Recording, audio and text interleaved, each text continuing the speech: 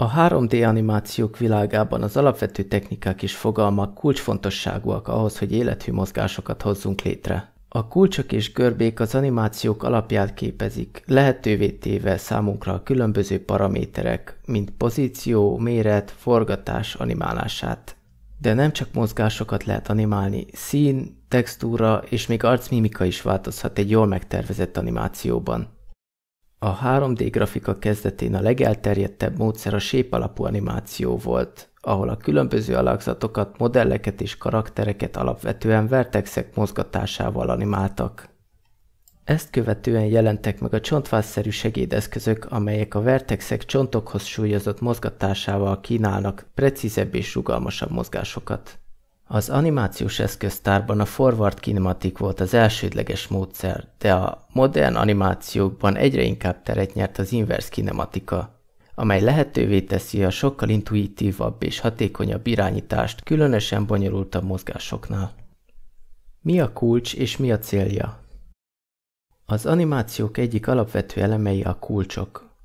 A kulcsok vagy keyframe-ek olyan meghatározott pillanatok, ahol rögzítjük az objektum helyzetét, forgását vagy egyéb jellemzőit. Ha egy karaktert vagy objektumot animálunk, a kulcsok rögzítik azokat a kritikus pillanatokat, ahol az animáció változása bekövetkezik. Képzeld el, hogy egy karakter sétál. A kulcsok meghatározzák, mikor kezd el lépni, mikor ér földre a lába, mikor emelkedik, és így tovább. A kulcsokat az objektum vagy a pose módban az I, mint Insert Keyframe gombbal hozhatjuk létre, amit az idővonalon módosíthatunk vagy törölhetünk. Vagy ha a paraméteren kulcsolunk, akkor a jobb klikkel paraméterre kattintva Insert Keyframe. Ha valami kulcsot tartalmaz, akkor zöld vagy sárga színű lesz a paramétere. Sárga akkor, ha az idővonalon a kulcson állunk. Mi az a görbe, hogyan segít az animációban? Beszéljünk az animációs görbékről. A görbéket úgy is elképzelhetjük, mint a kulcsok közti átmenetet. A kulcsok meghatározzák a fontos pillanatokat, de a görbékkel finom hangolhatjuk, hogyan mozogjanak az objektumok ezek között. A görbék lehetnek simák, élesek vagy akár szögletesek is, attól függően, hogy milyen sebességgel és irányba történik az átmenet a kulcsok között. Ezek a görbék segítenek abba, hogy az animáció élethűbb legyen, például a karakter sétálása ne legyen robotikus, hanem fluid módon mozduljon. A görbéket a Graph Editorban manipulálhatod és állítgathatod. Milyen dolgokat lehet animálni? Most, hogy megértettük a kulcsok és görbék működését, beszéljünk arról is, mit is animálhatunk. Az animációk nem csak a transformokra vonatkoznak. Természetesen a leggyakrabban animált tulajdonságok a pozíció, méret és forgatás. Ezek alapvetően animációs paraméterek, amikkel szinte minden 3D animációban találkozhatunk. De nem csak a transformokat lehet animálni. Az animációk kiterjedhetnek a színváltozásokra, textúramódosításokra és más anyagokat befolyásoló tényezőkre is. Igazából szinte mindent lehet kulcsolni, aminek van állítható paramétere. Például egy objektum felülete változhat, vagy akár a színe is dinamikusan átalakulhat az idő múlásával. Emellett léteznek olyan speciális animációk is, amelyek az alak kulcsokat, azaz shape keyeket használják, és ezek segítségével például arcmimikát animálhatunk. Az arckifejezések alakítása például gyakran shape alapú animációkkal történik, amelyek egyesítenek különböző formákat. Például mosolyt, szemöldökráncolást, vagy épp a szem pupillájának mozgását. A 3D grafika kezdetén a shape alapú animáció volt a legelterjedtebb módszer. A modellek elég egyszerűek voltak, és az animátorok gyakran vertex alapú animációkkal dolgoztak, ami azt jelentette, hogy közvetlenül a modell formáit alakították. Mi is az a rig? Ahogy fejlődött a 3D animációs iparág, felmerült a szükség arra, hogy csontokkal támogassák a modelleket. A rig a modell csontozásának és csontok által vezérelt animációs struktúra létrehozását jelenti. A csontok a modelleken úgy működnek, mint egy váz, amire az animációs rendszer épül. Ez azt jelenti, hogy a csontokat hozzáadhatjuk a modellhez, és ezek a csontok irányítják a modell mozgását. Illetve a rig tartalmazhat segédcsontokat, kontrollereket is. amik nem közvetlen módon segítik a karakter mozgását, hanem a karaktert mozgató csontoknak segítenek könnyedebben, helyesebben mozogni, általában constraintek segítségével. A csontok lehetnek közvetlen kapcsolatba, nem közvetlenül alárendelve, és különállóak is egymástól. Constraintek. A constraintek olyan szabályok vagy korlátozások, amelyek egy objektum mozgását, forgását vagy méretét más objektumokhoz kötik. Ezek segítségével automatizálhatunk mozgásokat, csökkentve a manuális animációs munkát. Fontosabb constraintek.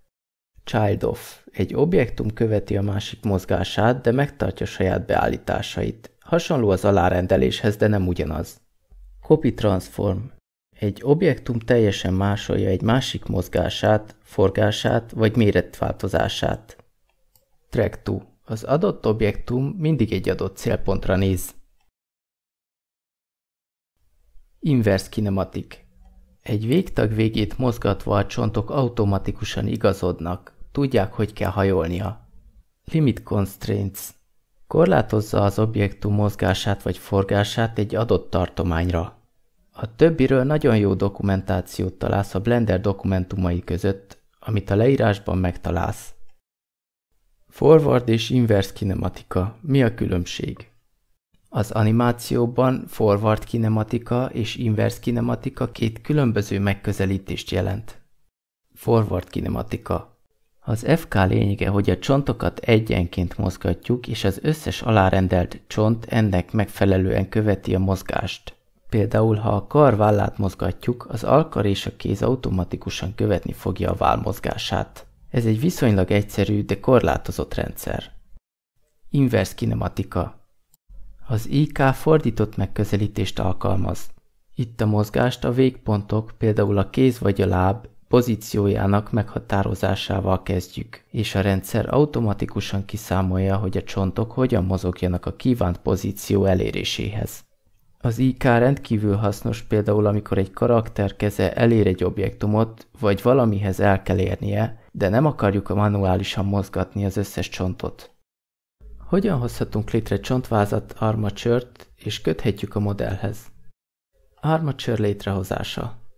Object módban az Add Armature ponton belül több opciót is választhatunk. Single bone-nal egy csontos csontvázat adhatunk a jelenethez, amit nekünk kell felépíteni és hozzáadni a kontroller csontokat is edit módban. De választhatunk előre elkészített csontvázat is, amiket ha bepozícionáltál a karakter modelledbe, a beállításaiban tudsz generálni egy már előre kontrollerezett csontvázat. Csontváz összekötése a modellel. A modellt és az armature-t kijelölve object módban úgy, hogy a csontváz legyen a fő kijelölés, használjuk a Ctrl-P with Automatic Weights opciót. Ez automatikusan generál rá egy súlyfestést is.